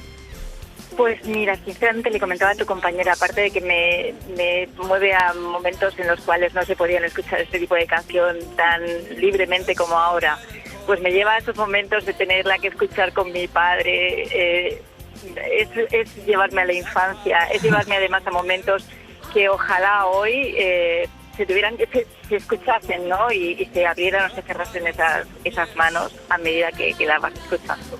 Pues nos encanta que nos hayas pedido esta canción, Matilde. Muchísimas gracias. A ti, Ángel, muchas gracias. Un beso. Chao, tía. Un beso. Al mirto y la hierba buena, abre la muralla, diente de la serpiente. Esta también la hemos escuchado algunas veces, ¿no, Ángeles? ¿El qué, perdona? Que digo que esta también la hemos escuchado algunas veces. Algunas veces. Que también nos gusta un poquito. También nos... Bueno, yo es que todo lo que hagan Víctor y Ana, a mí me gusta todo el rato. Oye, ¿te quieres creer que os acordáis que Víctor Manuel hizo un disco maravilloso hace unos años, Casi Nada está en su sitio, del 2018, Sí. y siempre que le hemos preguntado por nuevas canciones, nos dice que bueno, que no salían, que de momento había que esperar. El otro día hablé con él y me dijo que estaban saliendo a borbotones. A borbotones habrá nuevo disco más pronto que tarde de Víctor Manuel. Están saliendo a borbotones, quizá por el momento que estamos viviendo, ¿tú crees? Yo creo que eso puede influir bastante, sí. Para personas como Víctor Manuel seguro que algo han servido de espoleta. Una muralla que vaya desde la playa hasta el monte, desde la playa hasta el monte, desde el monte hasta la playa, allá sobre el horizonte.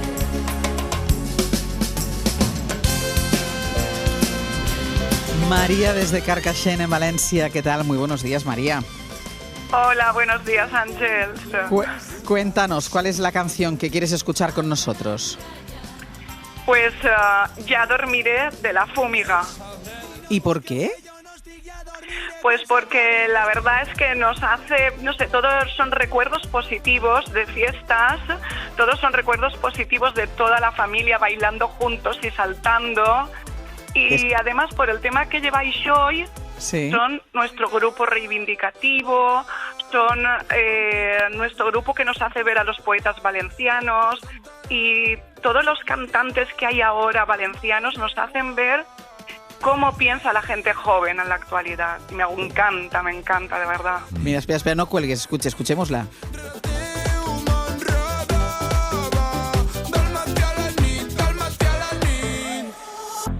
Estic fent tot per mi, ha estat un any molt dur. Pero es que es imposible no votar ni no bailar, ¿eh? Con esta canción, María.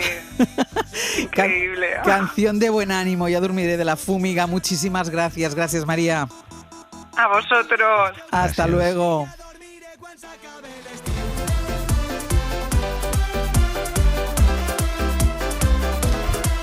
Estuvimos con Sastre en el último programa de 2024, en el programa de las Navidades, que estaban ellos en Valencia. Sí. Se iban a cumplir 2 meses de la Dana y la verdad es que fue un chute de energía y de moral. Tienen esa capacidad de conseguirlo. El estribillo es Ya dormiré cuando acabe el estiu, ya dormiré cuando termine el verano. Exacto. Ahora déjenme disfrutar, por favor.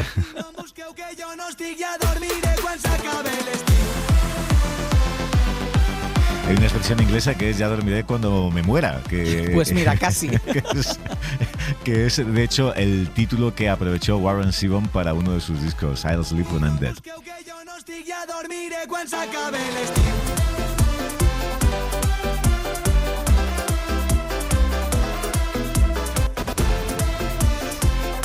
Y María José desde Madrid, muy buenos días.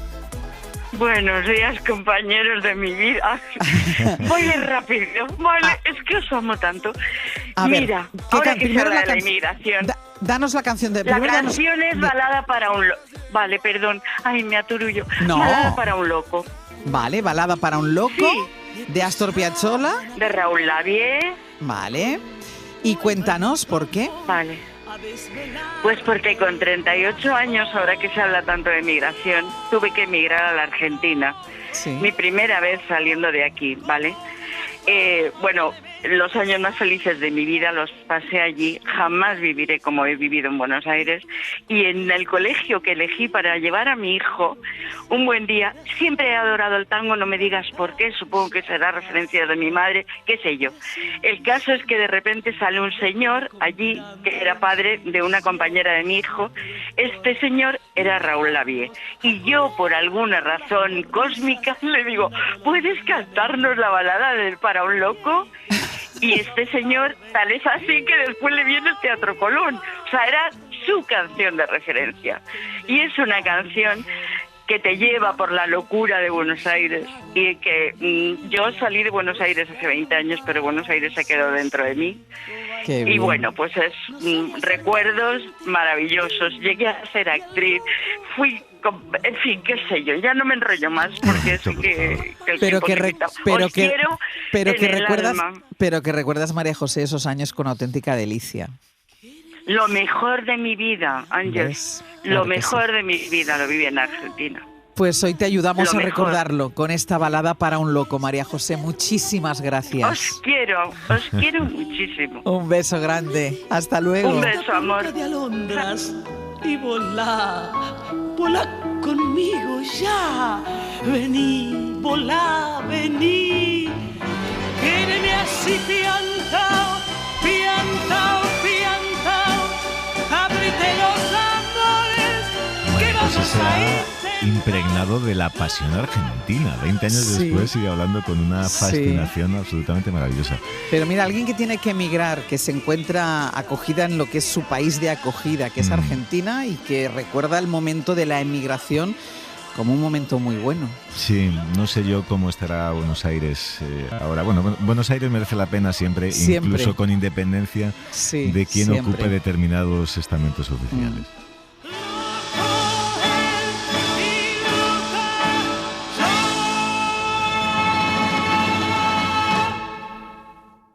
Qué maravilla. Buah. Que además, qué final. Y nos lo queríamos perder. Y nos lo queríamos perder. Vamos a hacer las novedades, ¿te parece? Me parece muy bien. ¿Sí? Venga. Sí, bueno, pues que ¿Qué has aquí- encontrado? Aquí ya sabes que ¿Qué ha siempre, encontrado tu radar? siempre preestrenamos canciones que por ahora solo podéis escuchar aquí. Y nuestro primer descubrimiento es el de un nuevo dúo afincado en Barcelona que canta en inglés y despliega un sonido envolvente, misterioso, yo creo que muy atractivo. Se llaman Aurel.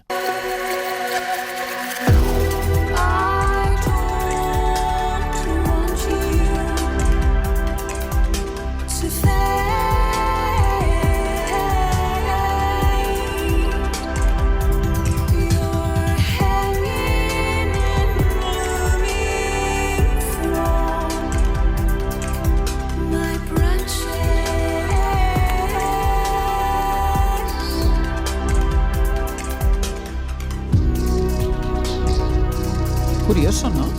Pues sí, la verdad es que a mí me parece muy sugerente. Se titula Simbiosis, es una de las canciones del primer álbum de Aurel, con la voz casi narcótica, diría, de la actriz y cantante Itziar Lembert al frente de este dúo catalán. El EP se va a titular The First Ghost on Erist, y lo de Ghost, es decir, lo de fantasma, le va muy bien como definición a este sonido fantasmagórico y atmosférico, lo que suele conocerse en el mundillo internacional como Dream Pop, como pop de ensoñación, digamos, Sí, con sí. grandes nombres como Portishead, como Massive Attack o incluso como Björk en el ideario.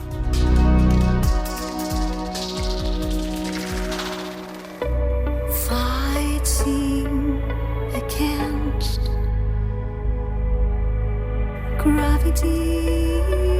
O sea, esto podríamos llamarlo Dream Pop a la catalana, ¿no? Totalmente, totalmente. Y sí, pues para flotar, la verdad es que encaja muy bien. Bueno, de esa música que te pones ahí para relajar un poco. Sí, qué buena falta nos hace después de las semanas que llevamos. ¿El segundo hallazgo de esta semana es así como más fácil de tararear? Yo ¿O para diría- otro momento vital? Yo diría que es para otro momento vital y que efectivamente lo vais a poder tararear mejor. Te va a encantar hasta por el título, porque se lo toma prestado una de esas películas que hemos visto en infinidad de ocasiones, también de las que tenemos gastadas de la historia del cine español. Ella se llama Elena García. Dame una gota de esperanza que me anestesie de este mar. Aún amanece que no es poco. Una vez más vuelve a empezar. Ven, ven,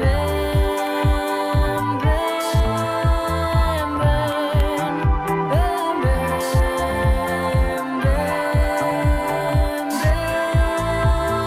ven,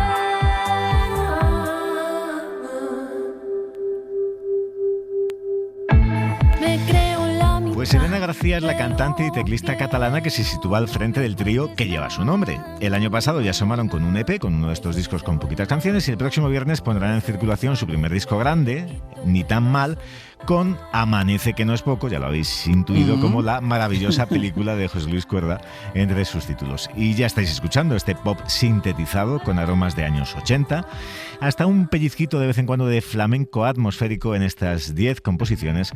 Así que yo voy a suscribir el título del álbum, Ni tan mal. Ni tan mal. No me creo nada, el sueño se vuelve humo, todo se desvanece, le quito el velo al sol, ahora veo mejor. Un día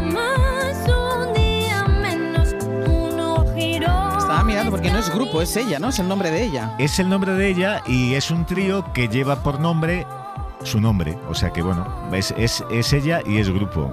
O sea, pero es ella, vaya. Es ella en sí mismo. Elena García, que además como nombre artístico me encanta. ¿Cómo te llamas? Elena García. Me encanta. Neira, hasta la semana que viene. Ha sido un placer. La semana que viene, por cierto, vamos a hablar de una mujer odiada y admirada a la vez, que es Yoko Ono. Y os vais a sorprender mucho con sus historias. Venga, pues las esperamos. Hasta la semana que viene. Un beso. Un beso. Hoy por Hoy Magazine.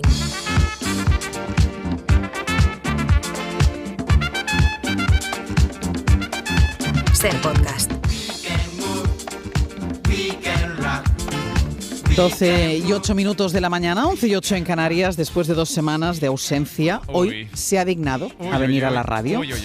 Y después de tanto tiempo sin hablar, nuestro auditor entiendo que vendrá con ganas. No sé si el resto tenemos ganas. Héctor, muy buenos días, Héctor Albizu. Oye, buenos días. Yo con ganas de verte. ¿Qué tal estás, Ángel? Bueno, ya sabes que yo los viernes hasta ahora siempre estoy estupendamente bien. Oye, pues mira, yo que me alegro. ¿Te acuerdas que me fui para estrenar un programa que todavía, mira tú, que no se ha estrenado, cariño? Mira, he llegado a pensar, ¿sí? Héctor, que era un farol, que a ti nunca te ha fichado nadie, que tú no tienes un programa al que acudir y que todo te lo estás inventando, Total. que nunca vais a estrenar y que tú realmente estás en el paro y sobrevives gracias a la auditoría. Pues una cosa, como tenga que sobrevivir con lo que me pagáis, ya te digo yo que... Te he visto más delgado estos días. Bueno, es que me estoy poniendo fit, te digo, me estoy poniendo fit, pero yo también pensé, pero espero que finalmente este lunes que viene, pase lo que pase, bueno, pues arranquemos. Te lo juro que sí, esta vez sí. La familia de la tele, lunes, 4 menos 10. Pero es que es verdad que en estas 2 semanas, Ángels, es que ha pasado de todo. Mira, ha dicho Sergio incluso que no te has atrevido a venir, sí, entre otras cosas, porque claro, tú no estabas, pero aquí salió el EGM y nos fue muy bien. Es verdad, pues mira, todo por comentar, porque así fue el momento de #humildad que protagonizasteis con el EGM. Hoy es día de EGM y la SER comienza 2025 como líder indiscutible de la radio, con 4.530.000 oyentes según los datos de esta primera ola del Estudio General de Medios. Toma ya la cadena SER, claro, líder indiscutible de la radio. ¡Wow! Enhorabuena. ¿Es alguna mentira esto? No, claro que no, claro que no. Aquí además solo se dicen verdades, más datos. Todos los programas de la SER crecen en audiencia y lideran de lunes a viernes a todas horas las 24 horas del día. Como el chino debajo de tu casa, a todas horas las 24 horas del día. Esto qué responsabilidad, Trabajo, ¿no? trabajo y trabajo. Claro, ya, por supuesto. Bueno, lo mejor es que mientras estabas leyendo el parte, a tu lado, a medio metro, estaba Sergio Soto y empieza a hablar de ti. Claro, insisto, como si no estuvieras a medio metro de distancia. Ángels Barceló, al frente de Hoy por Hoy, incrementa su liderazgo con una audiencia de 3.170.000 oyentes diarios. Encadena 5 olas consecutivas con más de 3 millones de seguidores. Obtiene su máxima ventaja respecto al segundo espacio radiofónico Herrera en COPE de Carlos Herrera, superándolo en 680.000 oyentes y duplica en audiencia pues mira, a más de uno de Onda que tú Cero ahí con ya estabas, me imagino, como levitando, ¿no? En plan relamiéndote bien el pecho. Pero chao. Es que te oigo y me parece que te da así como un poquitín de rabia. No, sí me alegro. Lo que pasa es que me hace gracia porque yo intento ser humilde, ¿no? Con todos mis éxitos cosechados, bueno, o los que vendrán. Y aquí vosotros haciendo una conga.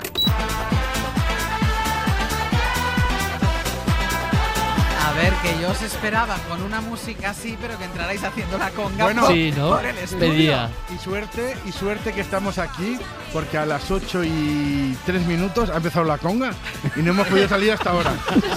Pues venga, ala, una conga y muchos yo creo que estaríais pensando, venga Herrera, chúpate esa, venga. No, eso nunca lo pensamos, compañerismo, siempre, y además después me lo encontré en Roma. Es verdad. Compañerismo, siempre compañerismo. Ese abrazo de la radio. Ese abrazo de la radio. Pero tú decías, pero yo te voy ganando. Bueno, no pasa nada. Eso.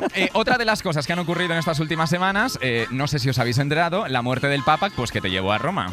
Hola, muy buenos días. Con las campanas del Vaticano. Claro, despertaba esa ciudad, tú a Roma, Sastre en Madrid, que me decías a mí rabia, para rabia, la de Sastre, por tener que quedarse aquí siendo él un enamorado de todo lo que tiene que ver con Italia. Y me ha dicho que el capuchino le ha costado 4,5 €. Cada uno de nuestros capuchinos ha costado 4,5 €. Pues ahí lo lleváis. No teníais tanta ilusión en ir a Roma, pues ala. Ahí la lleváis, ¿eh? Que te noto como rabioso. No, estoy feliz. Mira, sinceramente, me hace mucha ilusión que estéis allí. Claro, se notaba, ¿eh? Ahora que lo he escuchado. Total, qué sinceridad. resquemor. Eso, esa ilusión de Sastre. Claro, y tú para quedarte aún más a gusto, pues seguías ahí hurgando en la herida. Le hice la propuesta a Emilio Orellano, pero no se atrevió de que subiéramos en una Vespa y yo te fuera haciendo una narración. Quizá demasiado. Claro. Eso sí hubiera sido insoportable. Yo quería que él fuera conduciendo mientras yo iba sentada detrás con las piernas cruzadas a un lado, evidentemente, y hiciéramos un trayecto por Roma, pero Emilio me dijo que era un poco arriesgado porque igual perdíamos la señal. Pero por el tema de la conexión, no por otra el tema cosa. de la conexión, únicamente por el tema de la conexión. Pues me hubiera puesto un pañuelo en la cabeza. Efectivamente. Vacanze romane. Bueno, y todo esto, claro, se nos olvidaba que estabas allí porque el Papa se había ido de viaje. Pero un viaje de ida en toda regla. Total. Pero hubo tiempo para todo, hay que decir. Bueno, incluso para seguir vacilando a Sastre, ¿no? Tu deporte favorito. Sastre, te dejo a ti con ello, ¿te parece? Me parece. Vale, pero yo no me voy muy lejos de ti, ¿eh? Bueno, estás a miles de kilómetros de mí, en realidad, Sí, pero ya entiendo lo que creo que quieres decir. Quiero que notes mi aliento en tu cogote. Lo noto, sí. De Vale. hecho, vivo con él. Vivo con él. Bueno, yo creo que Sastre aguanta demasiado, ¿eh? No Mira, sé. parece que soy una abusona, pero él también vacila cuando puede, ¿eh? Lo sé. Aquí nos la devolvemos. Mira, y antes del break de la pausa, no quiero que se me escape el último tema de conversación con Marta Sanz y Manuel Delgado. Esta semana habéis hablado de las manos. Con Marta Sanz y Manuel Delgado no vamos a mirarnos al ombligo, que siempre está feo, vamos a mirarnos a las manos para preguntarnos qué cosas hemos dejado de hacer con ellas cuando lo habitual es que lo hiciéramos. A la tecnología, el cambio de la vida. Bueno, han pasado muchas cosas. Bueno, las manos como tema de conversación, pero claro, es que teniendo en cuenta las mentes sucias, ¿no?, que conforman este programa. Digamos pues, que nos gusta jugar un poquito. Eso, pues vamos a hablar de los jueguecitos con las manos. ¿Tú echas de menos hacer cosas con las manos? Yo, por ejemplo, echo de menos hacer más cosas manuales, porque Claro. eso relaja mucho. Claro. Vale. Hemos dejado de escribir a mano casi Por siempre, ejemplo. ¿no? Salvo que te falle el ordenador. Por ejemplo. Pero no suele ser habitual tampoco. Incluso a veces para cortar las verduras, que a mano está muy bien, ya Hay muchos hay muchos para aparatos poder para hacerlo. cortar las verduras. Claro, y aunque en principio no son cosas susceptibles de ese doble sentido, pero aquí siempre lo encontramos. Otra cosa puede ser que si ustedes tienen alguna habilidad manual también nos la pueden contar. 900, hasta donde puedan. 900, 100, 800. Vaya. ¿Qué pasa, Sastre? No, nada. Ah, vale. Pensaba la papiroflexia yo, ¿eh? Yo estaba pensando por más o ejemplo. menos en eso también. Es que, ¿qué otra cosa hay? Si no Claro, entiendo. es que tampoco entiendo por qué Yo se ha reído tampoco, lo Sastre. Bueno, pues ahí queda, pero ninguno de vosotros, y esto ha sido Ángels, el momentazo de la semana, esto nos A ha ver. encantado porque ninguno está a la altura de las referencias del gran Manuel Delgado, que ya metido un poco en harina, ¿no?, en la conversación, sintió la necesidad de destacar esto con las manos. A ver si estuviéramos presentes os pediría un esquema o algo, un croquis. Escucha, hay una cuestión interesante ahora que ha salido este tema, digo, a ver si lo sacamos, yo lo veo. Bueno, pero es que hay, digamos, placeres manuales que son genitales, pero que no son sexuales. Por ejemplo, rascarse los huevos. Pues, ¿En serio, digamos, hay una mitad de la ¿En audiencia. serio que ¿sabe? a las 10:52 de la mañana Sí. tenemos ¿Qué que pasa? hablar de rascarse los huevos? Además, incluso como metáfora. Incluso como metáfora. Ángels, ¿qué es lo que vamos a hacer el fin de semana tú y yo? Exacto. Como exacto. metáfora. Bueno, tú ¿cómo? menos, que el lunes dices que estrenas. 3 minutos para terminar, 3 minutos auditor para que nos vayamos Sí. de fin de semana, para que nos rasquemos la barriga. Sí, sí. ¿No has dicho nada del apagón? Hombre, y además con esta promo que acabamos de escuchar, tengo que decir que fuisteis mi salvación también ese lunes. Pero mira, prefiero comentar, por ejemplo, el nivel de idiomas que hay en este equipo más divertido. Sergio Castro nos cuenta el menú, ojo, que tenemos hoy para comer. Bueno, pequeñas piezas de masa rellenas, cocinadas al vapor o bien fritas, que en cada país es verdad que tiene un nombre distinto y que a nosotros nos han llegado con la familiaridad de ser conocidas como yoizas o como dumplings, ¿vale? Dumplings, ¿eh? Dumplings, sí, claro. Si alguien sabe lo que vamos a comer, que levante la mano. ¿Qué te ríes, Y pues? yozas. Ah, ¿no es yoizas? No son yoizas. Las yoizas es otra cosa. No sé qué son las yoizas. Las gyozas es... No, yo las llamo por yoizas. Por favor, llámalo la Pons o algo. No, lo que tengo que llamar a Aroca es a la policía. @policía en toda regla. Bueno, y Totalmente. vamos ahora con un debate que en concreto a ti te gusta mucho, porque después de las gyozas y los dumplings, nos hemos pedido un stick tartar. Steak tartar. Eso, sí, sabía que ibas a caer, por eso he dicho que te gustaba mucho, porque ha sido el otro debate de ayer mismo.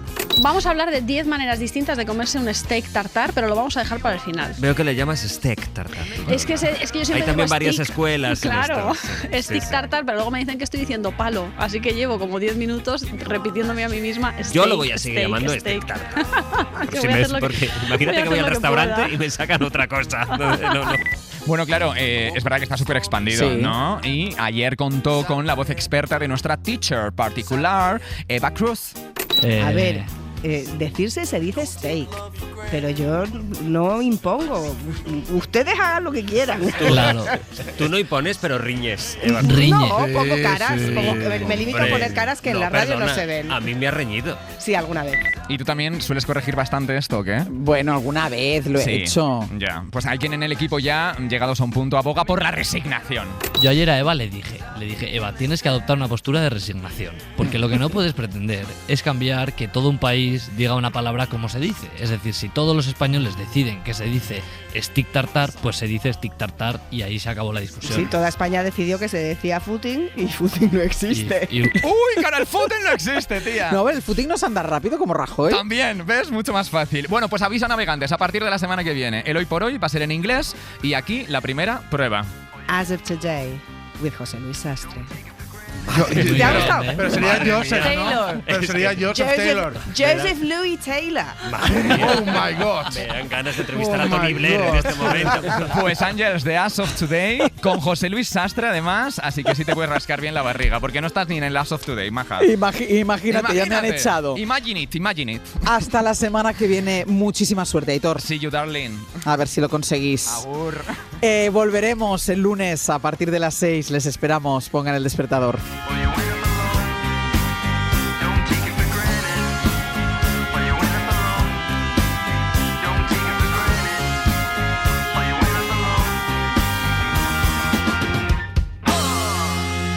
Hoy por hoy.